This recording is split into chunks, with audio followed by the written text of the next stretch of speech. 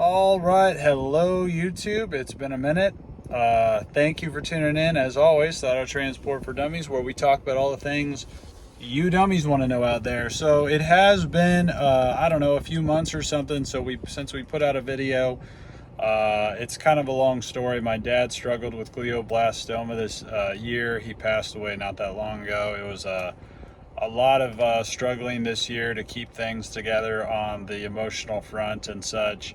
So my heart goes out to everybody out there dealing with a loved one who might have some kind of situation that, you know, is challenging for the family.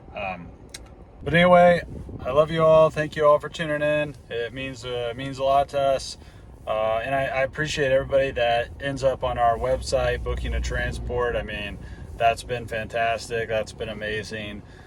It's awesome when we can help people and they can obviously also find a great service through us to move their car. So it's been phenomenal since we launched this channel. I'm glad everybody is finding useful information they can use in either their own transport or a transport with us.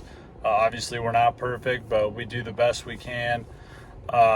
So yeah, I appreciate it, and Merry Christmas, Happy Holidays to all you guys. But anyway, let's get right into the video here. So in this clip, what we want to be talking about, or what we're going to be talking about, is this typical pattern that seems to happen on these older vehicles all the time, or heavily modified vehicles. And it could happen to other vehicles too, but it's a particular situation in which we are transporting, or a customer books an order to book a very modified vehicle or an antique or classic car that's got broken parts or missing components, or it's just a little bit more fragile. Okay, so like for instance, just a few weeks ago, we had a 1970s Pontiac, inoperable vehicle, doesn't run, has been in storage for a while. It gets picked up.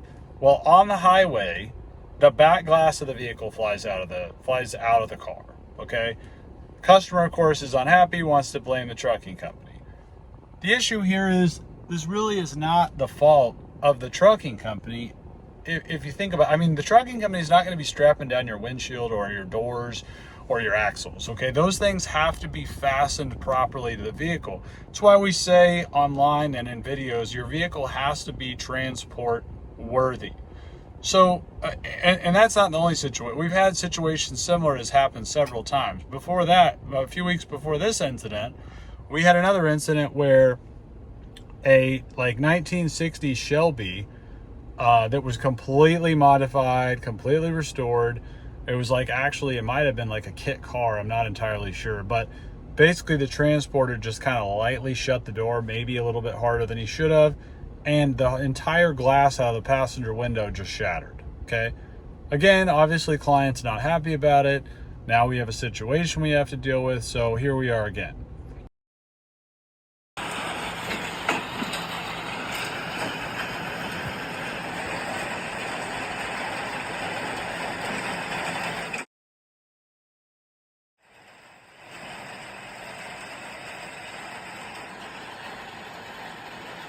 Another aspect I just want to briefly point out about this vehicle that we just showed in that clip there is that there is no upper frame to the door. Okay, so that's why the glass shattered, because there's no supporting frame going around the window like there would be on any other car. So when you shut that door with any type of force, it's going to shatter the window. Because if you go out and look at your car, there's a metal frame going around the upper part of the door, so when that window is fully erect, it's actually supported. But with, again, modified car, this is what you get into. Driver doesn't realize that a little bit of too much force is going to bust the window, and there you are. Now, what we want to try to help people do, obviously, is just prevent these situations to begin with. And I can tell you right now, the way that these situations can be and should be prevented is that, first of all, we have to know what kind of vehicle this is. We have to know how modified this car is. And then secondly, wherever this car is, where they're often at shops or businesses or dealers that have done work on them. These people have to help the transporter load the car. They have to help point out the weaknesses on the car. Hey, this is like this. Hey, this doesn't work right. Hey, this is a soft spot. Don't do this. Like, these transporters have no idea what they're dealing with unless somebody tells them. And it's just imperative that somebody gets involved to help them load these cars and make sure nothing bizarre happens, or at least give them the information that, hey, don't do X, Y, Z to this vehicle. Don't shut the door hard. Don't move the steering wheel all the way to the left, because otherwise shit happens. And if your car doesn't operate and function like it should, like a typical vehicle, that's really going to be on you, and you're not going to be happy. So we want to prevent those situations as much as we can. I had a situation back when I was hauling cars like 4 or 5 years ago where I was picking up a car out of Phoenix, taking it to Denver, another heavily modified car. I think it was actually a chassis. I don't even know if it had an engine in it. Winched it onto my trailer, strapped it down on all 4 tires. About 500 miles in, after I'm checking the load, which is about how often you should be checking your load, I go in my trailer. This car has shifted all the way to the left. It's almost slammed into the one side of my trailer. The tire on the left, the wheel on the driver front left, came completely off the car. Now, why did it come off the car? I had it strapped down. Well, it came off the car because the axle was not bolted at all. Wasn't bolted into the frame. Wasn't bolted into where it should have been bolted. And so it had loose parts on the car, and the tire comes completely off. Then what happens is when I'm delivering this, I had to like re-maneuver it to stop it from moving. Then when I get to Denver, I call them up. I say, hey, you're going to have to get a tow truck to drag this off my trailer, because this is not going to roll off now. The tire just came right off the car. And it was another situation. They think they want to blame me, but it's like, how is anybody looking at that situation understands that's not the transporter's fault. They just are treating the car like any other car. If your car has all kinds of loose components and things that are not functioning properly, those either need to be addressed, they need to be fixed, or someone needs to inform the transport company that as to the condition of the vehicle and help them load it, help them be aware of what could go wrong. And so that is the topic of this video.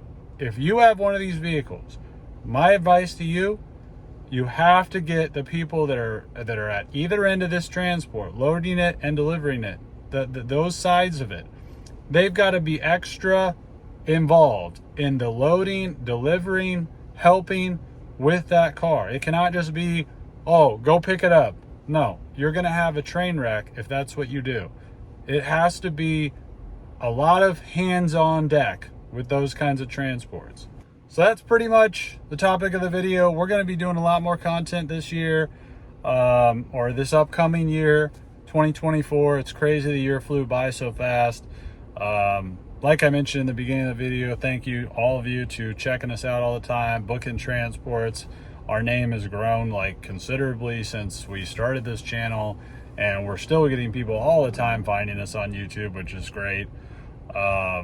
Anything you guys are looking for or you want to see that you don't already see, please put it in the comments. We're always looking for suggestions.